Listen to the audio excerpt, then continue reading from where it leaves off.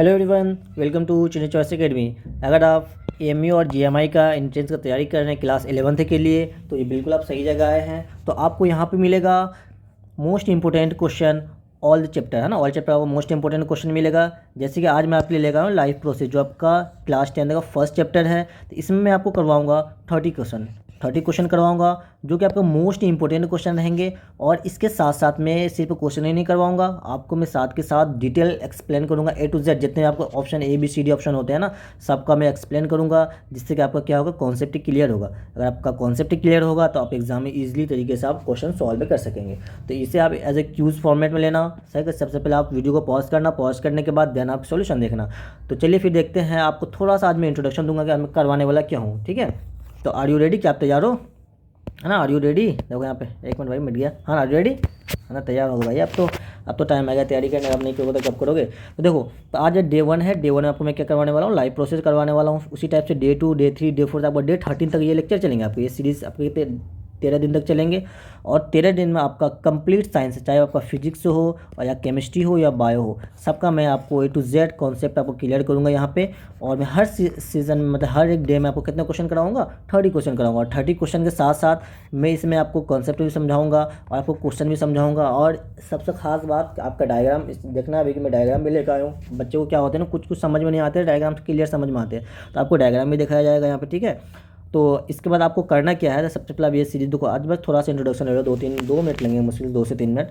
तो आप सबसे पहले इसे, आप इस सेशन को कंप्लीट करो। इसको कंप्लीट करने के बाद आपको क्या करना है, PYQ सॉल्व करना है, जो आपके एग्जाम में आया। अगर आप GMI का सिर्फ एग्जाम देना चाहते हो तो आप GMI का PYQ सॉल्व करें। अगर AMU का देना चाहते हो सिर्फ AMU का करें, या अगर दोनों का देना चाहते हो तो दोनों का करें। लेकिन अगर मुझसे पूछोगे सर PYQ कौन से, AMU का करना चाहिए GMI का करना चाहिए, मैं आपको कहूँगा कि आप PYQ दोनों का करें। अगर आप चाहे वो किसी एक का क्यों नहीं फॉर्म भरे हो, लेकिन आपको PYQ दोनों का करना चाहिए, AMU एंड GMI। क्योंकि आप जब क्वेश्चन देखोगे ना, तो क्वेश्चन दोनों में कभी कभी मैच हो जाते हैं, रिपीट होते हैं, ठीक है। इसलिए आपको दोनों का PYQ ज़रूर करना है।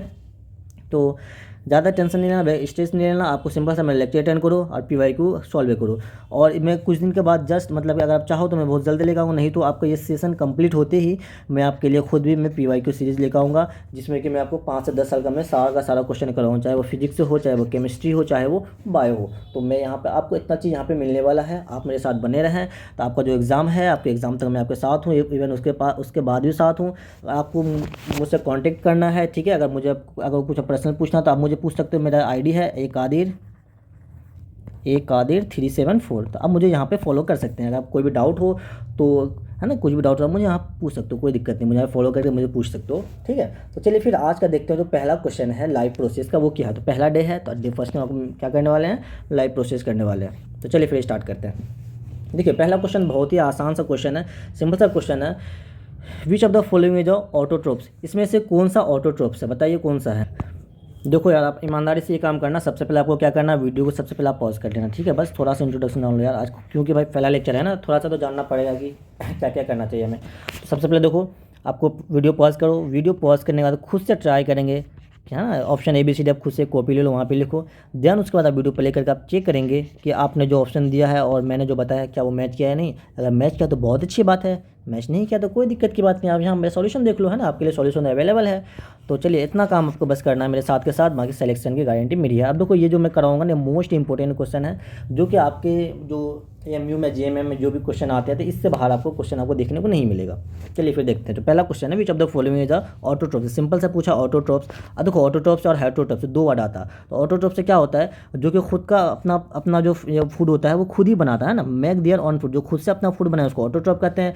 जो कंज्यूम करे फूड, है ना, जो ऑटोट्रोप बनाता है, देखो यहाँ पे है ना, ये प्लांट है, ये खुद से अपना फूड बना रहा है। और कौन से प्रोसेस से बनाता है, फोटोसिंथेसिस से बनाता है। तो ये खुद का प्लांट खुद बना रहा है, खुद खा रहा है। लेकिन जो ये साहब है हेटरोट्रोप है, ये किस पे डिपेंड है बताइए, ये प्लांट पे डिपेंड है। देखो, प्लांट खा रहे थे, मतलब ये प्लांट का बनाया हुआ फूड जो खाता है, तो उसको हम हेटरोट्रोप कहते हैं। मतलब सिंपल सा हेटरोट्रोप जो होता है वो डिपेंड होता है किस पे, ऑटोट्रोप पे।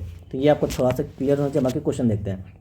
देखो, आपका जो मशरूम जो है, मशरूम आपका कैसा है बताओ, ये आपका है हेटरोट्रोप है, ठीक है। मैं बस H लिख देता हूँ, ये आपको हेटरोट्रोप है। उसी टाइप से आपका पारामीशियम जो है, ये भी आपका कैसा है, हेटरोट्रोप है। आपका जो मैंगो ट्री है, ये कैसा है, ऑटोट्रोप है। लेकिन ह्यूमन बीइंग, आप क्या क्या बताओ, आप देखो भाई, ये मत सोचना कि भाई सर हम खाना खुद से बनाते हैं तो मैं ऑटोट्रोप हो गया, नहीं, गलत बात है ना। तो खाना का मतलब ये नहीं कि आप जो किचन में बनाते हो, खाना का मतलब कि जैसे आप ये जो होते हैं ना क्लोरोफिल वगैरह जहाँ पे आप प्रेजेंट होते हैं उस टाइप का खाना है ना, जो प्लांट बना होता है। तो ये आप जो घर पे बनाते हो वो वाला खाना की बात नहीं हो रही यहाँ पे। तो सिंपल सा इसका आंसर क्या हो जाएगा, ऑप्शन नंबर सी। तो आई होप आपको समझ में आ गया होगा। नेक्स्ट क्वेश्चन देखो क्या है, the site of photosynthesis in the plant, site of photosynthesis. तो पूछ रहा है कि प्लांट के अंदर हमने देखा कि प्लांट जो अपना खाना बनाता है कौन से प्रोसेस से बनाता है, फोटोसिंथेसिस से बनाता है। अब पूछा है बताओ कि जो फोटोसिंथेसिस होता है प्लांट में वो कहाँ पे होता है, कौन से ऑर्गन में होता है, बताओ। माइटोकॉन्ड्रिया में होता है, राइबोसोम होता है, क्लोरोप्लास्ट है, एंडोप्लाज्मिक रेटिकुलम। सबसे वीडियो पहले पॉज कीजिए, आई होप कि आपने ट्राई कर लिया होगा। गुड। तो चलो देखो देखते हैं। तो देखो माइटोकॉन्ड्रिया क्या होता है बताओ। माइटोकॉन्ड्रिया जो होता है आपका power house of the cell. सबसे पहले देखो माइटोकॉन्ड्रिया के अंदर होता है रेस्पायरेशन, ये आपको सबसे पहला पॉइंट इसका ये पता होना चाहिए, इसके अंदर होता है रेस्पायरेशन। कोई लोग आपसे पूछ लेता बताओ कि रेस्पायरेशन कहाँ पे होता है, तो रेस्पायरेशन आपका कहाँ पे होता है भाई, माइटोकॉन्ड्रिया में होता है, ये आपको पता होना चाहिए। और इसको एक नाम से ये और फेमस है, इसको हम बोलते हैं power house of the cell. तो power house of the cell, ठीक। तो ये दो वर्ड आपको माइटोकॉन्ड्रिया के बारे में पता होना चाहिए, इसके अंदर रेस्पायरेशन होता है और ये power house of the cell होता है। उसी टाइप से आपका जो है क्या आता है बताओ, राइबोसोम, ये क्या होता है, ये प्रोटीन फैक्ट्री, इसको हम किस नाम से जानते हैं, ये प्रोटीन फैक्ट्री है। तो ये सारे के सारे पे क्वेश्चन है, देखो एक क्वेश्चन है, एक क्वेश्चन के साथ साथ में 4 एक्स्ट्रा क्वेश्चन करवाऊंगा। तो ये आपका है प्रोटीन फैक्ट्री, ये लिख लो, अगर आपको पता है तो बहुत अच्छी बात है, नहीं है तो इसे लिख लेना। उसी टाइप से देखो क्लोरोप्लास्ट है, क्लोरोप्लास्ट के अंदर क्या होता है बताओ, इसी के अंदर होता है आपका फोटोसिंथेसिस होता है, क्लोरोप्लास्ट के अंदर ही फोटोसिंथेसिस होता है, ठीक है। तो ये अब आई होप कि आप नहीं भूलोगे। अब देखो एंडोप्लाज्मिक रेटिकुलम है, ये सिंपल सा इसका एक फंक्शन होता है, ये क्या करता है, हेल्प करता है ट्रांसपोर्ट में, हेल्प इन ट्रांसपोर्ट या ट्रांसपोर्टेशन में हेल्प करता है ना, ट्रांसपोर्ट में हेल्प करता है, ये आप लिख लेना। तो इसका ऑप्शन है क्या है, क्वेश्चन नंबर 2 का ऑप्शन आपका ऑप्शन नंबर सी इसका सही है। तो माइटोकॉन्ड्रिया क्या है, माइटोकॉन्ड्रिया के अंदर होता है रेस्पायरेशन, ये power house of the cell होता है। और जो राइबोसोम है ये क्या है, प्रोटीन फैक्ट्री है, मतलब कि इसके अंदर क्या बनता है, प्रोटीन बनता है, ठीक है। आप मुझे कमेंट करके ये बताएंगे कि यूकार्योटिक है ना और प्रोकार्योटिक, तो यूकार्योटिक के अंदर कौन सा राइबोसोम होता है और प्रोकार्योटिक के अंदर कौन सा राइबोसोम होता है। आपने पढ़ा होगा ना कि 70S राइबोसोम होते हैं, 80S राइबोसोम होते हैं। आपको ये बताना है कि इसमें से 70S किस में होता है। देखो 2 टाइप का राइबोसोम होता है सिंपल सा हम लोग के अकॉर्डिंग, है ना, 70S एंड 80S। आपको ये बताना है कि यूकार्योटिक में कौन सा राइबोसोम होता है और प्रोकार्योटिक में कौन सा राइबोसोम होता है। आप कमेंट जरूर करना, ठीक है। चलिए फिर नेक्स्ट क्वेश्चन देखते हैं। नेक्स्ट क्वेश्चन है कि which gas is release during the photosynthesis. अब देखो पूछा है, कितना प्यारा सा क्वेश्चन है कि कौन सा गैस रिलीज होता है ना, देखो रिलीज वर्ड पे ध्यान देना। ड्यूरिंग कब होता है, फोटोसिंथेसिस के दरमियान कौन सा गैस रिलीज होता है बताओ। क्या कार्बन डाइऑक्साइड रिलीज होता है, नहीं यार, ये तो रिक्वायरमेंट होती है, इसकी रिलीज नहीं होती है, तो हमें रिक्वायरमेंट होती है ना, ये रिक्वायर होती है फोटोसिंथेसिस के लिए, ज़रूरी होता है। अगर पूछेगा क्वेश्चन आपसे ये पूछ सकता है विच गैस इज रिक्वायर्ड, है ना, रिलीज और रिक्वायरमेंट में कंफ्यूज नहीं होना आपको कभी भी, इसलिए मैं लिख देता हूँ। अगर पूछ लेता है यहाँ पे कि which gas is required during photosynthesis, तब आपका कार्बन डाइऑक्साइड हो जाता है। लेकिन आपसे यहाँ पे क्या पूछा, which gas is release during photosynthesis, तो रिलीज कौन सा गैस होता है बताइए। रिलीज आपका ऑक्सीजन होता है ना, रिलीज ऑक्सीजन होता है। इसमें क्या होता है, ये रिलीज होता है, ना कि रिक्वायरमेंट होती है इसकी, ये होता है रिलीज। अगर रिक्वायरमेंट पूछता या रिक्वायर्ड पूछता तब कार्बन डाइऑक्साइड, बाकी नाइट्रोजन का इससे कोई लेना देना है नहीं, हाइड्रोजन से कोई लेना देना है नहीं। देखो ये थोड़ा सा डायग्राम देख लो यहाँ पे। तो कार्बन डाइऑक्साइड क्या होता है, रिक्वायरमेंट है ना, ये इसके अंदर गया कार्बन डाइऑक्साइड आया, यहाँ से सनलाइट आया, ठीक है। बाकी फिर क्लोरोफिल वगैरह गया, प्लांट वगैरह में क्लोरोफिल होता है, इसके हेल्प से क्या होता है, इसके अंदर फोटोसिंथेसिस होता है। जब फोटोसिंथेसिस होता है आपका देखो यहाँ पे क्या होता है, O2 गैस आपका बाहर निकल जाता है, ठीक। अब बस इतना से पता होना चाहिए। अब देखो क्वेश्चन नंबर 4 क्या कह रहा है, the end product of aerobic respiration. बताओ एरोबिक रेस्पिरेशन का इंड प्रोडक्ट क्या होता है। जल्दी वीडियो को पॉज करेंगे, देन आप इसका ऑप्शन बताएंगे, ओके। आई होप कि आपने ट्राई कर लिया होगा। देखो रेस्पिरेशन 2 टाइप का होता है, ठीक है। एक होता है आपका एरोबिक रेस्पिरेशन, एक होता है आपका एरोबिक रेस्पिरेशन, दूसरा होता है आपका एनएरोबिक रेस्पिरेशन, एनएरोबिक रेस्पिरेशन। बताओ रेस्पिरेशन कहाँ पर हो रहा था, किसमें होता बताओ, बताया था फर्स्ट स्लाइड में, किसमें, माइटोकॉन्ड्रिया में हो रहा था, ठीक है। तो आपको याद होना चाहिए। अब देखो 2 टाइप का रेस्पिरेशन होता है। एरोबिक रेस्पिरेशन क्या होता है, जिसके अंदर ऑक्सीजन की रिक्वायरमेंट हो, इसके अंदर क्या होती है, ऑक्सीजन की रिक्वायरमेंट होती है। और एनारोबिक के अंदर क्या होता है, ऑक्सीजन की रिक्वायरमेंट नहीं होती। ये दोनों सिंपल सा डिफरेंस आपको पता होना चाहिए। अब इसमें से आपसे पूछा क्या है कि द एंड प्रोडक्ट है, देखो एंड प्रोडक्ट पूछा है किसका, एरोबिक रेस्पिरेशन का। तो देखो एरोबिक रेस्पिरेशन के अंदर एंड प्रोडक्ट होता है, सबसे पहले इसे आप याद कर लो क्या होता है बताओ, कार्बन डाइऑक्साइड, वाटर, है ना, ये दोनों होते हैं आपका and product of aerobic respiration, तो आपको ये पता होना चाहिए। लेकिन आपका जो लैक्टिक एसिड होता है एंड इथेनॉल होता है, ये दोनों के दोनों इंड प्रोडक्ट होता है किसका, ये दोनों एनएरोबिक का इंड प्रोडक्ट होता है, एनएरोबिक का, एनएरोबिक रेस्पिरेशन का इंड प्रोडक्ट होता है ये दोनों। और आपका जो कार्बन डाइऑक्साइड है एंड वाटर है, ये जो है आपका किसका होता है, या एनर्जी का मतलब क्या बोला, मतलब एनर्जी का मतलब बोला एटीपी है ना, एनर्जी का मतलब एटीपी होता है। बताओ पावर ऑफ द सेल कौन सा होता है, माइटोकॉन्ड्रिया। तो एटीपी कहाँ पे बनता है, माइटोकॉन्ड्रिया में बनता है, तो ये भी आपको पता होना चाहिए। तो सिंपल सा क्वेश्चन है कि end product of aerobic respiration बताओ क्या है, तो आपका होता है कार्बन डाइऑक्साइड एंड वाटर। अगर यहाँ पे पूछ लेता है कि एनारोबिक का क्या है, तो आपको क्या बोलना था, लैक्टिक एसिड, एनर्जी, इथेनॉल, ये दोनों में से कोई एक ऑप्शन होता है, सिंपल सा होता है। अब देखो इसमें अगर थोड़ा सा स्पेसिफाई करके पूछे तो जो इथेनॉल होता है ना, कार्बन डाइऑक्साइड होता है, ये कौन सा प्रोसेस से बनता है, इसको जो प्रोसेस से बनता है उस प्रोसेस को बोलते हैं फर्मेंटेशन, है ना, फर्मेंटेशन। आपने सब पढ़ रखा होगा, ये सारे के सारे आपको क्वेश्चन आने चाहिए भाई, है ना, फर्मेंटेशन। और जो लैक्टिक एसिड का फॉर्मेशन होता है बताओ, ये भी फर्मेंटेशन से प्रोसेस से होता है, ठीक है। तो क्वेश्चन नंबर 5 देखते हैं। 5 क्या है, the major site of gases exchange in the human, ठीक है, सिंपल से पूछा है कि major site of gases exchange कौन कहाँ पे होता है, गैसेस एक्सचेंज किसके अंदर, ह्यूमन लंग्स के अंदर। हम जानते हैं कि लंग्स से तो हम क्या करते हैं, रेस्पिरेशन करते हैं ना, ह्यूमन के अंदर रेस्पिरेशन करते हैं। अब पूछ रहा है कि बताओ कहाँ पे होता है गैस का एक्सचेंज, देखो कहाँ पे होता है बताओ, इसका ऑप्शन नंबर बताएंगे आप। देखो ये आपका होता है लंग्स, लंग्स में आप जानते हैं, आप ट्रे क्या दे रखा है, देखो ट्रे क्या आपका ये वाला पार्ट है, क्या यहाँ पे कोई एक्सचेंज वगैरह हो रहा है, देखो इस जगह कोई एक्सचेंज बिल्कुल नहीं हो रहा है, यहाँ पे कोई भी एक्सचेंज हो ही नहीं रहा भाई, देखो यहाँ पे तो एक्सचेंज नहीं हो रहा, आप सिंपल से एक्सचेंज पूछा है। अब देखो ब्रोंकाई, अब देखो ब्रोंकाई इसमें खोजो कहाँ पे बताइए, ब्रोंकाई इसके अंदर होता है ना, ब्रोंक्यूल्स के अंदर ब्रोंकाई होता है, क्या यहाँ पे एक्सचेंज होता है, नहीं यहाँ पे एक्सचेंज नहीं होता है।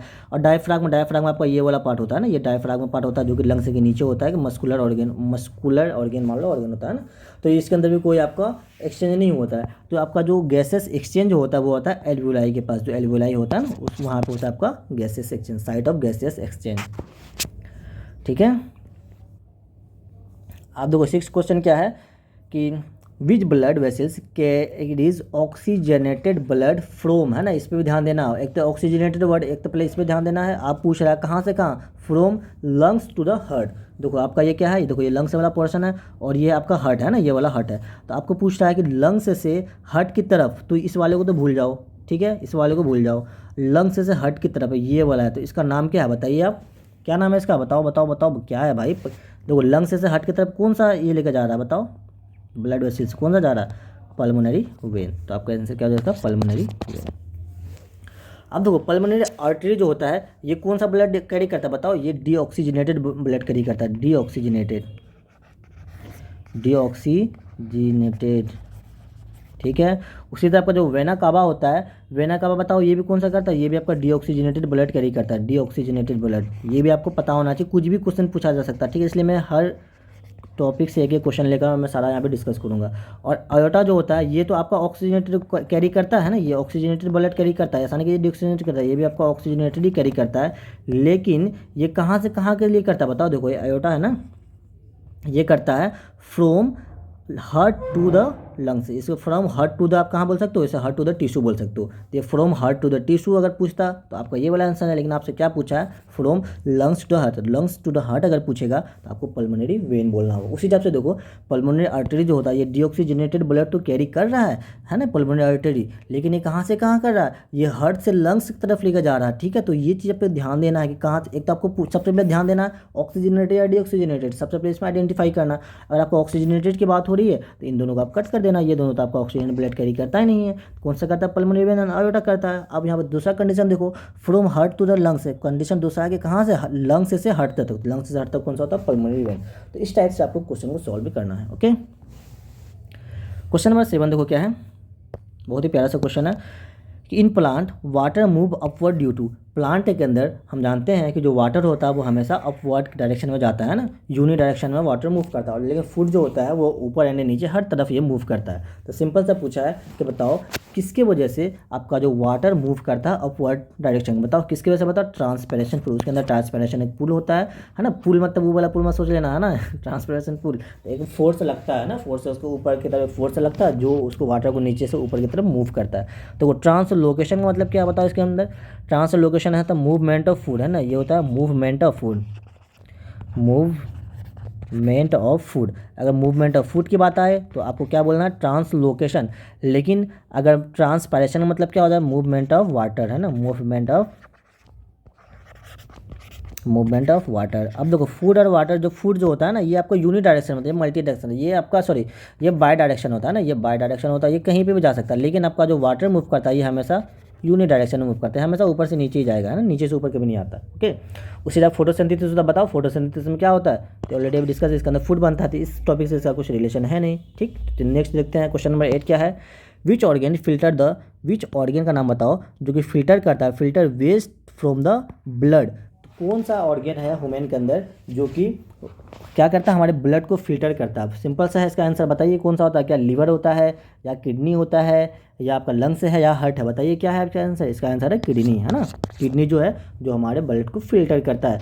अब देखो लीवर का क्या फंक्शन होता है, एक फंक्शन आपको याद ही होना चाहिए, आपको हमेशा हेल्प करता है डिटॉक्सिफिकेशन में। डिटॉक्सिफिकेशन आपसे पूछे तो डिटॉक्सिफिकेशन या डिटॉक्सीफाई, है ना, डिटॉक्सिफिकेशन में हेल्प करता है। उसी टाइप से आपको लंग्स से बताओ, लंग्स किस चीज़ में हेल्प करता है, रेस्पिरेशन में हेल्प करता है।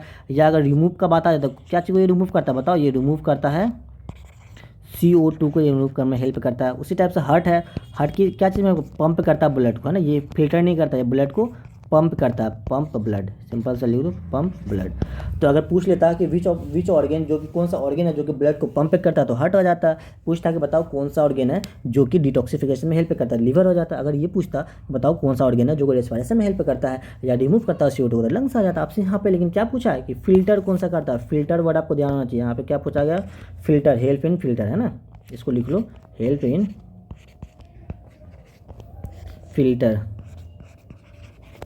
है ना, फिल्टर ऑफ ब्लड। सिंपल सा, ब्लड को जो फिल्टर करता है वो हमारा कौन सा ऑर्गन होता है, किडनी होता है। देखो आपका ये लंग्स है, उसके, है ना, हार्ट के बीच में आपका लंग्स प्रेजेंट है, आपको पता ही होगा, उसके नीचे हार्ट लीवर होता है, देन आपका किडनी होता है। तो लीवर कुछ ऐसा नजर आता है, किडनी कुछ ऐसा नजर आता है, और आपका हार्ट कुछ ऐसा होता है ना, लंग्स कुछ ऐसा होता है। ये आपका थोड़ा सा प्यारा सा डायग्राम है, इसे आप देख सकते हो। ओके, नेक्स्ट क्वेश्चन है the structure and functional unit of kidney. आप पूछा है कि बताओ structural and functional unit of kidney क्या है, कौन सा है, बताओ कौन सा है, क्या एल्वियलस है, न्यूरन है, या नेफ्रॉन है। देखो इसका जो एल्वियलस क्या होता है, ये स्ट्रक्चर एंड फंक्शनल यूनिट किसके लिए होता है, ये लंग से के अगर पूछता है यहाँ पे, इसका देखो यहाँ पे देखो ध्यान देना है, इससे भाई आपका देखो क्या बताऊँ, कैसे बताऊँ, समझ रहे हो ना बात मेरी, गुड।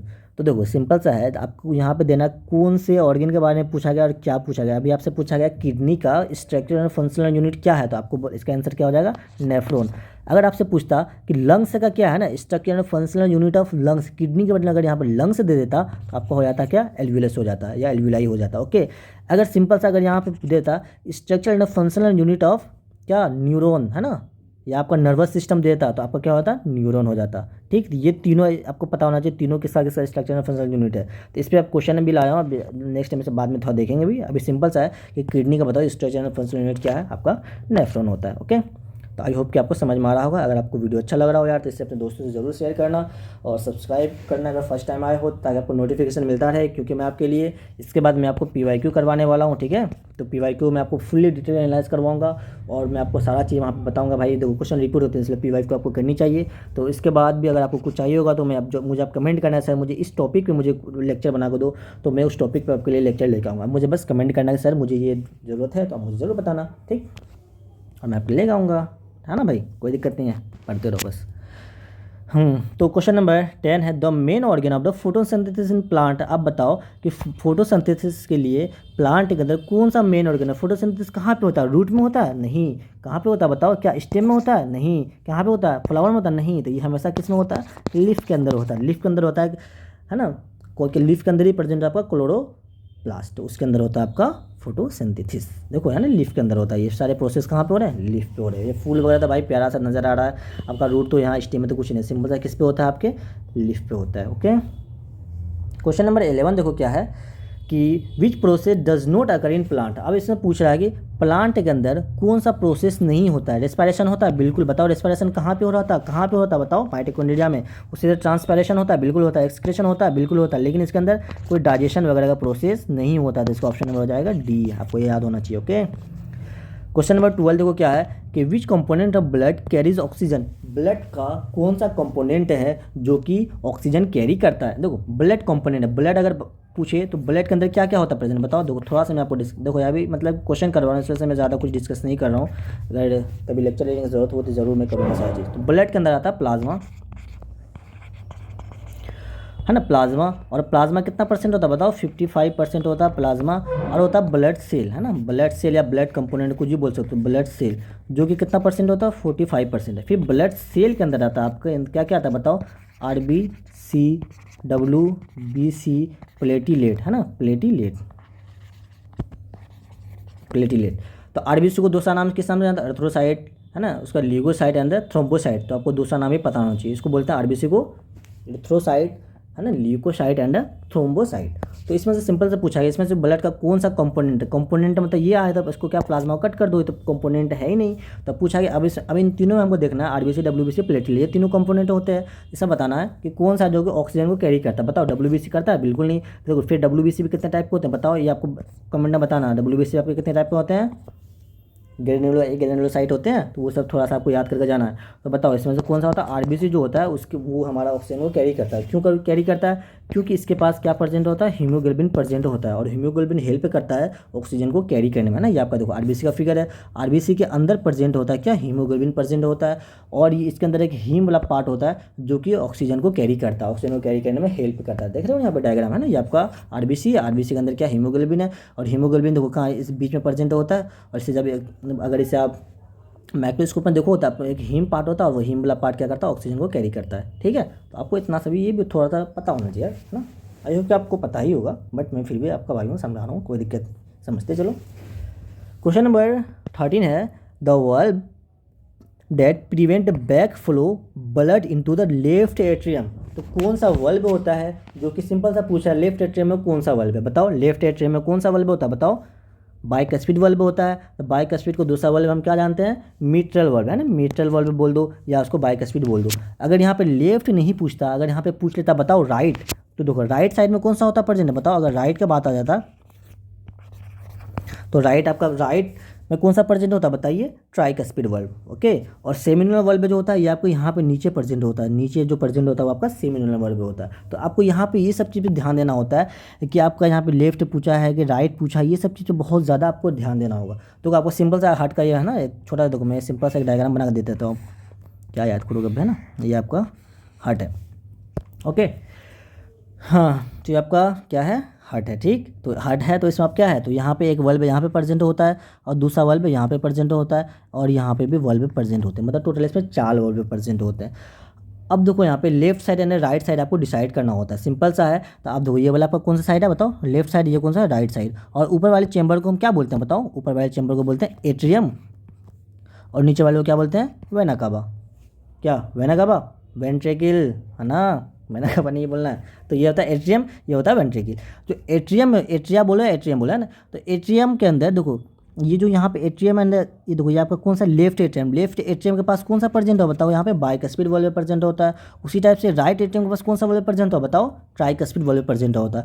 और वेंट्रिकल के अंदर कौन सा प्रेजेंट होता है बताओ, इसके अंदर होता है सेमिलुनर। ये दोनों सेम होते हैं ना, सेमिलुनर वाल्व कहाँ पे होता है बताओ, वेंट्रिकल में प्रेजेंट होता है। ये आपको इतना सा मिनिमम इतना सा तो पता आपको होना ही चाहिए, बस इससे ज़्यादा की जरूरत है भी नहीं, बट हाँ इतना पता होना चाहिए आपको। ओके, अब देखो पूछा है 14 क्वेश्चन है the largest artery in the human body. तो लार्जेस्ट आर्टरी कौन सा होता है ह्यूमन बॉडी के अंदर। तो सिंपल सा ऑप्शन क्वेश्चन है, ये बताओ कौन सा, आयोटा होता है। आपने देखा आयोटा होता है ये, तो आयोटा आपका लार्जेस्ट होता है। बस आगे चलो देखते हैं। क्वेश्चन नंबर 15 क्या कह रहा है कि which enzyme is present in the saliva. Saliva के अंदर कौन सा इंजाइम प्रेजेंट होता है जो कि किसको डाइजेस्ट करने में हेल्प करता है, स्टार्च को डाइजेस्ट करने में हेल्प करता है। बताओ कौन सा इंजाइम प्रेजेंट है, क्या पेप्सिन प्रेजेंट होता है, नहीं, पेप्सिन जो होता है वो कहाँ पे प्रेजेंट होता है बताइए। पेप्सिन आपका प्रेजेंट होता है स्टोमक के अंदर, स्टोमक में ये प्रेजेंट होता है। और ये किस चीज़ को डाइजेस्ट करने में हेल्प करता है बताओ, पेप्सिन किसको, प्रोटीन को डाइजेस्ट करने में हेल्प करता है ना, प्रोटीन, ये आपको पता होना चाहिए। उसी टाइप से देखो ट्रिप्सिन कहाँ पे प्रेजेंट होता है, तो ये आपका होता है स्मॉल इंटेस्टाइन। मैं बोला था ना आपको कि एक एक क्वेश्चन आपको 5-5 क्वेश्चन करवाऊंगा, देखो इसमें कितने सारे क्वेश्चन आ रहे हैं। तो ये सबसे पहले आपको ट्रिप्सिन किस में प्रेजेंट होता है बताइए, स्मॉल इंटेस्टाइन में प्रेजेंट होता है। और ये किस चीज़ को डाइजेस्ट करने में हेल्प करता है? ये भी आपको प्रोटीन को डाइजेस्ट करने में हेल्प करता है, लेकिन ये कहाँ पे? ये आपका स्मॉल इंटेस्टाइन में। अमाइलेज बताओ, हाँ ये आपका आंसर है ना, अमाइलेज। अमाइलेज कहाँ पे प्रेजेंट होता है बताओ? ये आपको माउथ में प्रेजेंट हो जाता होता है, जो सलीवा के साथ होता है, ठीक है। तो ये आपको किसको डाइजेस्ट करने में हेल्प करता है? स्टार्च को डाइजेस्ट करने में हेल्प करता है। उसी टाइप से लाइपेज जो होता है, ये किस चीज़ को डाइजेस्ट करता है बताओ? ये फैट को डाइजेस्ट करने में हेल्प करता है। ओके, तो आपको इतना सा इसमें से पता होना चाहिए। आई होप कि आपको ये समझ में आ गया। और ऐसे याद कर लेना कि पेप्सिन कहाँ पे होता है, ट्रिप्सिन कहाँ पे होता है, माइलेज कहाँ पे होता है, लाइपेज कहाँ पे होता है, किस चीज़ को डाइजेस्ट करने में हेल्प करता है, ये सारी चीज़ें आपको पता होना चाहिए। ओके, चलिए फिर नेक्स्ट क्वेश्चन देखते हैं क्या है कि bile help in the digestion of. देखो बाइल जो होता है वो हेल्प किस चीज़ को डाइजेस्ट करने में हेल्प करता है बताइए? क्या फैट को डाइजेस्ट करने में हेल्प करता है? नहीं। फैट जो सॉरी प्रोटीन को डाइजेस्ट करने में हेल्प होता है क्या? नहीं। जो प्रोटीन जो होता है वो किससे डाइजेस्ट होता है? ये पेप्सिन से डाइजेस्ट होता है या ट्रिप्सिन से। ये डाइजेस्ट बाय है ना, इसमें आप लिख लो प्रोटीन डाइजेस्ट बाय। अब दो चीज़ से डाइजेस्ट होता है, एक तो होता है इसके अंदर आपको याद रखना पेप्सिन, ये हमने बताया था। बताओ पेप्सिन कहाँ पे प्रेजेंट होता है? बताए थे अभी तो, हाँ देख लो पीछे। ओके, उसका दूसरा होता है ट्रिप्सिन। ये दोनों आपको किसको डाइजेस्ट करता है? प्रोटीन को डाइजेस्ट करने में हेल्प करता है। अब वो कार्बोहाइड्रेट, तो कार्बोहाइड्रेट किससे डाइजेस्ट होता है? मैं सिंपल सा लिख देता हूँ, देख लेना। तो कार्बोहाइड्रेट जो डाइजेस्ट होता है वो अमाइलेज है। स्टार्च से पूछा ना, स्टार्च तो कार्बोहाइड्रेट ही ना भाई, तो आपको कार्बोहाइड्रेट पूछ ले या स्टार्च ही पूछे, तो ये सब पे सब किससे डाइजेस्ट होता है? अमाइलेज से डाइजेस्ट होता है। और विटामिन से ऐसा कुछ डाइजेस्ट होता नहीं है, लेकिन ऑब्जर्व वगैरह हो जाता है, सिंपल सा है। लेकिन आपका जो फैट होता है, फैट जो डाइजेस्ट होता है वो किससे डाइजेस्ट होता है? बाइल से डाइजेस्ट होता है। अब देखो इसमें क्वेश्चन दो तीन ये पूछा जा सकता है कि बाइल जो होता है वो कहाँ पे बनता है? तो बाइल जो आपका बनता है वो आपके लीवर में बनता है, ठीक है। ये आपको पहला क्वेश्चन ये पूछेगा कि बाइल कहाँ पे बनता है बताओ? लीवर में बनता है। और ये स्टोर कहाँ पे होता है? स्टोर आपका होता है गॉल ब्लैडर में। ये आपका देखो ये आपका लीवर है, तो यहाँ पे बनेगा और ये आके यहाँ पे स्टोर हो जाएगा। तो आपको यहाँ पे ये पता होना, ये बनेगा लेकिन कहाँ पे? लीवर में तो बनेगा, लेकिन आपका स्टोर कहाँ होगा? गोल ब्लैडर में आपको स्टोर होगा। और आपका बाइल जो होता है वो डाइजेशन और ऑब्जॉर्प्शन ऑफ फैट में हेल्प करता है। एक क्वेश्चन इसमें ये भी पूछ लेता है, इमल्सिफिकेशन ऑफ फैट में क्या कौन सा आपका एंजाइम हेल्प होता है? इमल्सिफिकेशन में बताओ कौन हेल्प करेगा आपको? बिल्कुल बाइल हेल्प करेगा, ठीक है। क्वेश्चन नंबर, देखो भाई आपको वीडियो कैसा लग रहा हो यार कमेंट जरूर करके बताना, ताकि मैं आपके लिए नेक्स्ट लेक्चर जल्द से जल्द लेकर आऊँ। अगर आपको वीडियो अच्छा लग रहा हो तो इसे लाइक ज़रूर करना यार, अपने दोस्तों से ज़रूर शेयर करना। हाँ, अगर आपको वीडियो बहुत अच्छा लगा हो तो इसे यार सब्सक्राइब भी कर देना, ताकि आपको नोटिफिकेशन मिलता रहे, ठीक है। तो वीडियो आपके लाता ही रहेगा और मैं आपके साथ हूँ। अब सिलेक्शन के बाद यहाँ पे ज़रूर आके मुझे बताना कि सर आपने जो करवाया था या भाई आपने जो करवाया था ये क्वेश्चन आ गए, है ना। तो ये सब मुझे ज़रूर कमेंट करके, अभी ना तो बाद में ज़रूर बताना। बाकी वीडियो कैसा लग रहा हो मुझे ज़रूर बताना अभी। ओके, सिंपल सा देखो क्वेश्चन नंबर 17 है, the movement of food in the oesophagus. जो ओसोफिगस के अंदर जो मूवमेंट होता है फूड का, उसको हम क्या बोलते हैं? जब यार कितना आसान है, पेरिस्टाल्सिस बोलते हैं उसको, है ना। पेरिस्टाल्सिस क्या होता है? Movement of food in. तो डाइजेशन क्या होता है? Digestion break down of food. Digestion का अगर डेफिनेशन पूछे सिंपल सा, तो डाइजेशन का मतलब क्या करेंगे बताओ? Break down of food. अगर ब्रेक डाउन ऑफ फूड पूछता था आपको डाइजेशन हो जाता। पेरिस्टाल्सिस क्या होता है? ये आपका कॉन्ट्रैक्शन रिलैक्सेशन फिनोमेना होता है। देखो जैसे आपका ये फूड है ना, ये आपने खाया फूड, आपको ओसोफिगस में गया, तो फिर ये धीरे धीरे कहाँ यहाँ पे आया, फिर आपके स्टोमक में चला जाता है। ये जो जिस प्रोसेस से नीचे आ रहा है ना, जो स्टोमक में जा रहा था, सारे ये प्रोसेस क्या कहलाता है? पेरिस्टाल्सिस कहलाता है। एसिमिलेशन बताओ क्या होता है? एसिमिलेशन क्या प्रोसेस? Utilisation of nutrition. जो एब्जॉर्प्शन होता है ना, या एब्जॉर्प्शन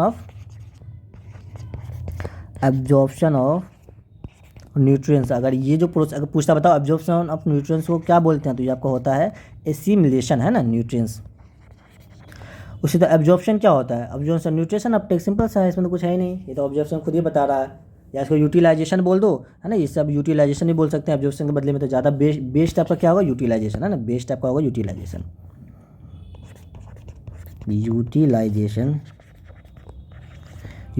ऑफ न्यूट्रिएंट्स। आप तो ऑब्जर्वेशन से कट कर सकते हो, यूटिलाइजेशन बेस्ट वर्ड है इसके लिए। अब देखो क्वेश्चन नंबर 18 है, द फंक्शन ऑफ हीमोग्लोबिन। देखो अभी हमने देखा कि आरबीसी के अंदर क्या प्रेजेंट था? हीमोग्लोबिन प्रेजेंट था। आप पूछ रहा है कि बताओ हीमोग्लोबिन का क्या फंक्शन है, तो क्या फंक्शन था इसका बताओ? क्या वो डाइजेस्ट कर रहा था प्रोटीन को या ट्रांसपोर्ट करता है? ये क्या कर रहा था? ट्रांसपोर्टेशन ऑफ ऑक्सीजन को ट्रांसपोर्ट करने में ये हेल्प कर रहा था, ठीक है। ट्रांसपोर्ट ऑफ फूड अगर पूछे तो ट्रांसपोर्ट ऑफ फूड किसके हेल्प से होता है बताइए? ये क्वेश्चन बहुत ही अच्छा क्वेश्चन है यार, है ना। बच्चे इसमें कंफ्यूज कर जाते हैं कि ट्रांसपोर्ट अगर पूछेगा ट्रांसपोर्ट ऑफ फूड किसके हेल्प से होता है? ये आपका जो प्लाज्मा था ना, प्लाज्मा के हेल्प से आपका ट्रांसपोर्ट ऑफ फूड होता है, ठीक है। और कैरी वेस्ट बोला तो आपको पता है कि ये एक्सक्रीटरी सिस्टम इसके अंदर हेल्प करता है। वेस्ट का कैरी बात है तो एक्सक्रीटरी, किडनी वगैरह हो गया, उसके सारे पार्ट वगैरह आपको इसमें हेल्प करते हैं। क्वेश्चन नंबर 19 देखो क्या हो रहा है क्या कह रहा है, तो which organ produce urea in the human body. इसमें पूछा है कि कौन सा इसमें से ऑर्गेन है जो कि आपका यूरिया प्रोड्यूस करता है। देखो यूरिया आपका कैसा है बताओ, ये आपका वेस्ट प्रोडक्ट है ना, तो वेस्ट प्रोडक्ट कहाँ से प्रोड्यूस होता है बताओ, किडनी से प्रोड्यूस हो जाता है। इसका आंसर हो जाएगा किडनी, सॉरी इसका हो जाएगा लीवर होगा ना। किडनी देखो, किडनी क्या करता है, किडनी थोड़ा सा देखो, किडनी से ये प्रोड्यूस नहीं करता है, एक्सक्रीट करता है, एक्सक्रीट आउट करता है ना, ये एक्सक्रीट करता है। एक्सक्रीट अगर यूरिया पूछे तो आपका हो जाता है किडनी, लेकिन आपको पूछ रहा है क्या, ऑर्गन प्रोड्यूस है ना, जो प्रोड्यूस करता है वो कौन सा को लीवर करता है। इसमें क्या होता है, जो अमोनिया होता है ना आपका, अमोनिया, जो अमोनिया है वो कन्वर्ट हो जाता है किसके अंदर, यूरिया के अंदर। कहाँ पे ये प्रोसेस कहाँ पे होता है, ये प्रोसेस आपका लीवर के अंदर होता है। लेकिन अब देखो यूरिया तो बन गया, अब यूरिया को हमें बाहर निकालना था। बाहर निकालने में क्या, कौन सा ऑर्गन हेल्प करता है, बाहर निकालने में आपका किडनी हेल्प करता है। लेकिन आपसे क्या पूछा, प्रोड्यूस पूछा था, प्रोड्यूस आपका करता है किडनी, सॉरी यार किडनी, लीवर करता है, ठीक है यार, किडनी मतलब कि किडनी हो गया, ठीक है। अब देखो पेनक्रियास क्या करता है, ये सिंपल सा, ये डाइजेस्टिव एंजाइम प्रोड्यूस करता है। पेनक्रियास जो को बताएं आप बताना कि पेनक्रियास जो होता है एक्सोक्राइन होता है ना, एक्सोक्राइन का क्या फंक्शन होता है, एंडोक्राइन का क्या फंक्शन होता है, ये दोनों आप मुझे कमेंट करके जरूर बताना, ठीक है भाई। सिंपल सा क्वेश्चन है। क्वेश्चन नंबर 20 है, बताओ कि the heart has how many chamber, तो हार्ट के पास कितने चैम्बर होते हैं। देखो अभी हमने देखा कि आपको कुछ ऐसे में सिंपल सा एक हार्ट बना कर दिखाया था आपको। इसके अंदर बताओ कितने चैम्बर है, एक चैम्बर ये, दूसरे चैम्बर ये, तीसरे चैम्बर ये एंड चौथे चैम्बर है। तो कितने चैम्बर होते हैं, 4 चैम्बर होता है। इसमें कुछ मेंशन नहीं किया है कि फिश के अंदर ह्यूमन की बींग ऐसे कुछ अगर मेंशन ना करे, सिंपल आपको समझना कि ह्यूमन बींग्स के बारे में पूछा गया। अब देखो 2 चैम्बर किसके अंदर होता है बताओ, अगर 2 चैम्बर की बात आएगा, पूछता है कि 2 चैम्बर किसके अंदर होगा, तो आपको किसका नाम लेना बताओ, फिश जो होता है ना, एम्फीबिया वगैरह, तो फिश के अंदर होता है आपका 2 चैम्बर। 3 चैम्बर बताओ किसके अंदर होता है, एम्फीबिया के अंदर, है ना, एम्फीबिया के अंदर 3 चैम्बर होता है, बाकी 5 का तो कोई कॉन्सेप्ट है ही नहीं। ओके, क्वेश्चन नंबर 21 है, which blood vessel carry deoxygenated blood. को अभी हमने वहाँ पे आपको बताया था कि ऑक्सीजनेटेड डीऑक्सीजनेटेड ब्लड भी थोड़ा सा कन्फ्यूजन टाइप का क्वेश्चन आता है और इस पर आपको ध्यान देना बिल्कुल चाहिए। तो पूछा है कि कौन सा ब्लड वेसल्स है जो कि कैरी करता है deoxygenated blood, deoxygenated blood from कहाँ से, बॉडी टू हार्ट, कहाँ से पूछा, देखो ये आपका बॉडी है ना, बॉडी से हार्ट की तरफ पूछ रहा है, तो क्या है, बॉडी से हार्ट की तरफ है, तो सिंपल से क्या बताओ, vena cava. Vena cava already इस कॉन्सेप्ट पे डिस्कस कर चुके हैं, तो आप वहाँ पे भी थोड़ा सा देख सकते हो, ठीक है। बाकी आपको क्वेश्चन समझ में आ ही गया हुआ। क्वेश्चन नंबर 22 है, देखो फंक्शनल यूनिट ऑफ, है ना, नर्वस सिस्टम। यही मैं आपको बता रहा था कि आपको फंक्शनल यूनिट पता होना चाहिए। हिसाब से आप पूछा है कि फंक्शनल यूनिट ऑफ किसका, नर्वस सिस्टम का, नर्वस सिस्टम का फंक्शनल यूनिट पूछा ना, तो इसका क्या हो जाएगा, न्यूरॉन आ जाएगा। नेफ्रॉन किसका था फंक्शनल यूनिट, अभी जस्ट इससे पहले डिस्कस किया, बताओ किडनी का। अगर किडनी का पूछता तो आपका क्या हो जाता है, नेफ्रॉन होता है। एल्वियस किसका था बताओ, ये लंग्स का था फंक्शनल यूनिट, है ना, ये लंग्स का है फंक्शनल यूनिट। तो अगर पूछे कि बताओ लंग्स का फंक्शनल स्ट्रक्चर और फंक्शनल यूनिट क्या है, तो एल्वियस या एल्विलाई। उसी हिसाब से किडनी का पूछे तो न्यूरॉन, नेफ्रॉन। अगर उससे आपको पूछे कि नर्वस सिस्टम का क्या है, तो आपको बोलना है न्यूरॉन। तो ये देखो ये कुछ डायग्राम है न्यूरॉन का। न्यूरॉन के बारे में थोड़ा बहुत पता होना चाहिए कि स्वान सेल क्या होता है, नोड ऑफ डेनिवल क्या होता है, माइलिन सीट क्या होता है, ये सब थोड़ा पढ़ के जाना। डेंड्राइट सेल बॉडी, है ना, ये सब का सब डायग्राम यहाँ पे देखो गिवन है। जहाँ पे स्वान सेल नहीं होता है तो वहाँ पे क्या होता है, नोड ऑफ डेनिवल। ये थोड़ा इंपॉर्टेंट क्वेश्चन है, ये आपको पता होना चाहिए। ये आपका न्यूक्लियस होता है, ठीक। क्वेश्चन नंबर 23 है, the major excretory product in human is, बताओ ह्यूमन के अंदर मेजर एक्सक्रीटरी प्रोडक्ट पूछा है। वैसे एक्सक्रीटरी प्रोडक्ट आपका अमोनिया भी है, यूरिया भी है ना, और यूरिक एसिड भी है एंड कार्बन, ये सब के सब है। लेकिन क्या पूछा, मेजर बताओ सबसे ज़्यादा कौन सा है, बताओ सबसे ज़्यादा आपका यूरिया है, ठीक है। वो सिंपल सा ये सब पता होना चाहिए, आसान सा क्वेश्चन है। क्वेश्चन नंबर 24 बताओ क्या कह रहा है। तो क्वेश्चन नंबर 24 है कि विच part of the digestive system का कौन सा पार्ट है जो कि ऑब्जर्व करता है मोस्ट न्यूट्रिएंट्स को। क्या स्टोमक करता है, नहीं यार, स्टोमक तो आपका डाइजेस्टिव वगैरह नहीं करता। ये क्या करता है, ये ब्रेक डाउन करने में ये क्या चीज़ में हेल्प करता है, ब्रेक डाउन में हेल्प करता है ना, ब्रेक मेनली इसका जो काम होता है वो ब्रेक डाउन करने में हेल्प करता है। ओके, उसी तरह स्मॉल आपका जो होता है मोस्ट वर्ड पूछा ना, मोस्ट न्यूट्रिशन, तो ये मोस्ट न्यूट्रिशन जो आपका ऑब्जर्व होता है वो कहाँ से होता है, स्मॉल इंटेस्टाइन से। और लार्ज इंटेस्टाइन से बताओ किस चीज़ का ऑब्जर्प्शन होता है, वाटर का। अगर पूछता है कि मोस्ट वाटर ऑब्जर्व कहाँ से होता है, तो आपको लार्ज इंटेस्टाइन देना होता है। बाकी लीवर का इन दोनों में कुछ काम नहीं होता है, ठीक है। ये सिंपल सा प्रोड्यूस करता है बाइल, और बाइल का हमने आपको फंक्शन ऑलरेडी बता दिया है। देखो कुछ लिखा हुआ है कि स्मॉल इंटेस्टाइन का क्या काम है, स्टोमक का क्या काम है, लार्ज इंटेस्टाइन का क्या काम है, चाहो से पढ़ सकते हो। क्वेश्चन नंबर 25 है the mode of nutrition in fungi. Simple से पूछा कि बताओ फंगी के अंदर मोड ऑफ न्यूट्रिशन कौन सा होता है, कौन सा होता है बताओ। सेप्रोफेटिक होता है ना, सेप्रोफेटिक होता है। सेप्रोफेटिक बोले तो most fungi of nutrition decompose dead, है ना, ये आप बोल सकते हो। या ऑटोट्रोप क्या होता है बताओ। ऑटोट्रोप आपने देखा है पैरासाइट। अब मुझे ये सारे के सारे मतलब कि क्वेश्चन नंबर 25 का होमवर्क के है, आप मुझे बताएंगे। बहुत आसान सा है इसलिए मैं ज़्यादा नहीं डिस्कस कर रहा हूँ कि ऑटोट्रोप, पैरासाइट एंड एक सेप्रोफाइट, इन तीनों में क्या डिफरेंस है। मुझे आप डिफरेंस जरूर कमेंट करके मुझे बताना। ओके ब्रो, ठीक है। चलिए नेक्स्ट क्वेश्चन देखते हैं 26। In which part of the plant does transpiration occur. Simple सा क्वेश्चन है कि प्लांट के अंदर कौन से पार्ट में ट्रांसपायरेशन होता है। ऑलरेडी डिस्कस कर चुके हैं, तो किसके अंदर होता है बताओ। लीफ के अंदर होता है ना। देखो ट्रांसपायरेशन आप होता है क्या, थोड़ा सा इस पर क्या डिस्कस कर लें। बिल्कुल कर सकते हैं डिस्कस। देखो ट्रांसपिरेशन क्या होता है कि आपका देखो यहाँ पे रूट से आपने क्या, रूट से देखो कलर चेंज कर लूँ। रूट से क्या हुआ कि पानी वगैरह ऑब्जॉर्व किया, रूट से आपका पानी ऑब्जॉर्व किया, ठीक। तो वो जो पानी है वो धीरे धीरे धीरे धीरे मतलब कि है ना जाइलम फ्लोएम किसके थ्रू जाता है, जल जाइलम, जाइलम के थ्रू पानी आपका ऊपर गया। ऊपर जाने के बाद बहुत सारा पानी आपका क्या होता है यूज है, जैसे फोटोसिंथेसिस में यूज़ होता है, रेस्पिरेशन में यूज़ होता है, और भी बहुत सारा प्रोसेस, जितने भी प्रोसेस होते हैं सबके अंदर आपका प्लांट पानी ऑब्जॉर्व कर लिया। कुछ जहाँ पे ज़रूरत था उसने यूज़ किया। लेकिन कुछ जब बहुत अगर कुछ पानी जो होता है ना बच जाता है, तो आप देखो पानी जो बचा तो वो कहाँ पर आता है, लीफ पर आता है। लीफ पे आने के बाद ना ये इसके जो यहाँ पे एकदम इस वाले पोर्शन पर आ जाता है।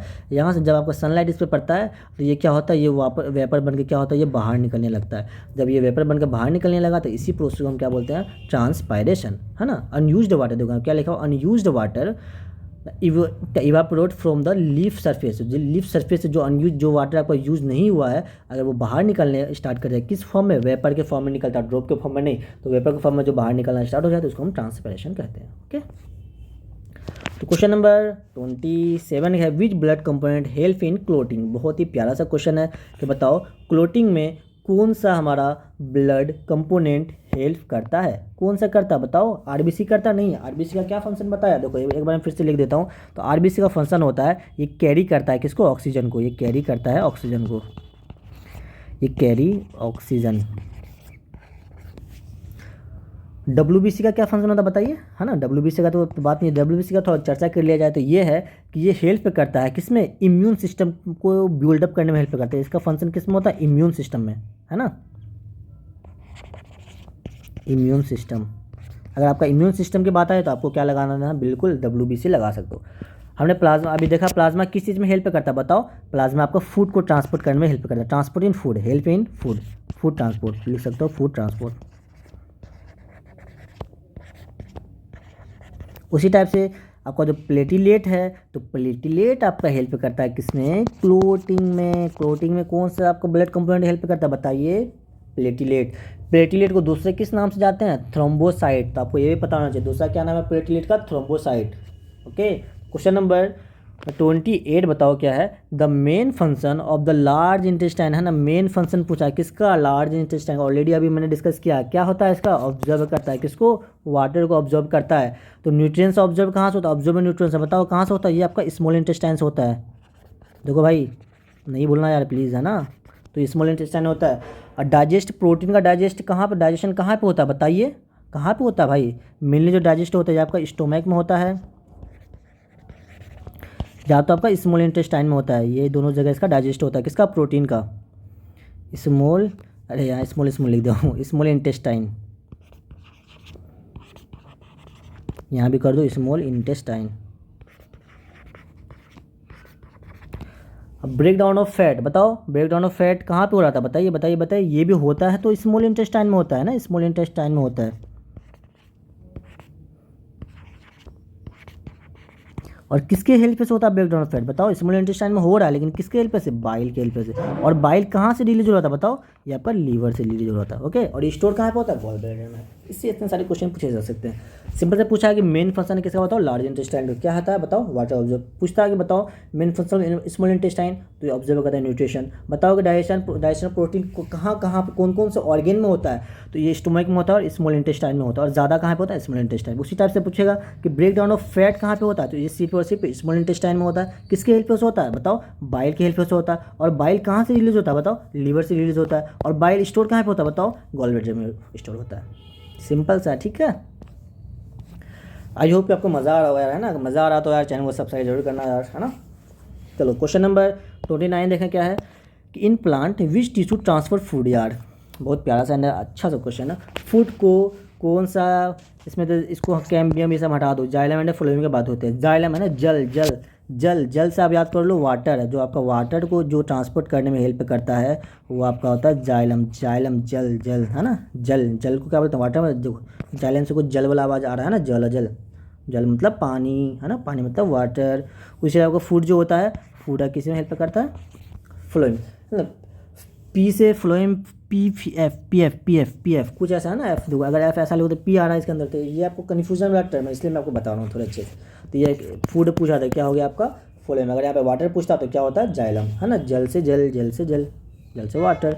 क्वेश्चन नंबर 30 देखो, जो कि आज के सेशन का लास्ट क्वेश्चन है, बहुत प्यारा सा क्वेश्चन है, ये ऑलरेडी डिस्कस कर चुके हैं, बट हाँ आज क्वेश्चन आ गया तो इसे सॉल्व करेंगे। The process by which plant loss water in the form of vapour, है ना, वेपर के फॉर्म में होना चाहिए और प्लांट लॉस करता है वाटर, तो उस प्रोसेस को क्या बोलते हैं बताइए, क्या बोलते हैं बताओ। ट्रांसलोकेशन बोलेंगे या फोटोसिंथेसिस बोलेंगे या रेस्पिरेशन या ट्रांसपायरेशन, ये कौन सा प्रोसेस कहलाता है आपका ट्रांसपायरेशन। ट्रांसलोकेशन बताओ, ऑलरेडी मैंने आपको डिस्कस किया है अभी, बताओ ट्रांसलोकेशन क्या होता है, बताओ मूवमेंट ऑफ फूड, इसका मतलब इसमें क्या लिखोगे, मूवमेंट ऑफ फूड की अगर बात आ जाए तो आपका लिखना ट्रांसलोकेशन, मूवमेंट है ना, मूवमेंट ऑफ फूड। तो ये किस में होता है बताओ, ये ट्रांसलोकेशन क्या जाता है, फोटोसिंथेसिस ऑलरेडी डिस्कस कर चुके हैं, बताओ ये कहाँ पे होता है, क्लोरोप्लास्ट। रेस्पिरेशन बताओ कहाँ पे होता है, माइटोकॉन्ड्रिया। ये सारे के सारे आपको क्वेश्चन पता होना चाहिए, ऑलरेडी स्पीच डायग्राम को मैंने समझा दिया है। तो आज के सेशन में बस इतना ही। 30 क्वेश्चन तो मैं आपको करवाया हूँ, कहने के लिए 30 क्वेश्चन है, लेकिन आप इसे गौर से देखेंगे तो ये आपका 60+ क्वेश्चन मैं आपको इसमें करवाया हूँ। ओके, तो हर क्वेश्चन में आपको 2 से 3 क्वेश्चन एक्स्ट्रा करवाया गया है, तो आपको लगभग 30+ क्वेश्चन यहाँ पे मैं करवा दिया हूँ। आपको अब क्या करना है, PYQ आप सॉल्व कीजिए जाके, और मैं भी आपके लिए बहुत जल्द PYQ का मतलब PYQ इसी चैनल पर आपको मैं सब मतलब करवाऊँगा फुल डिटेल एक्सप्लेनेशन, क्योंकि आपको जो PYQ होते हैं वो क्या होते हैं आपने देखा होगा, आप गौर से ध्यान दोगे तो वो आपके रिपीट होते हैं, तो इसलिए आपको PYQ करना अच्छे लेवल में बहुत ज़रूरी है। इस वजह से आपको नोटिफिकेशन की ज़रूरत होगी, तो उसके लिए आपको क्या करना है, चैनल को सब्सक्राइब कर लीजिए, है ना भाई, आपके भाई का चैनल है तो सब्सक्राइब करना बनता है यार, है ना। तो आपको चाहो तो मुझे आप इंस्टाग्राम पर फॉलो कर सकते हो, ऐसे स्कैन कर लीजिए, या नहीं तो आप इंस्टाग्राम पर आपको लिखना है एक आदिर 3714, तो ये लिखेंगे तो मेरा आईडी आ जाएगा, तो आप मुझे वहाँ पे फॉलो कर सकते हो। तो thank you watching for this video, मिलते हैं फिर नेक्स्ट लेक्चर में, तब तक के लिए आप पढ़ें अच्छे से, है ना, बिंदास रहें, टेंशन नहीं लेना, बिंदास होकर पढ़िए, हाँ, तब तक के लिए ओके बाय।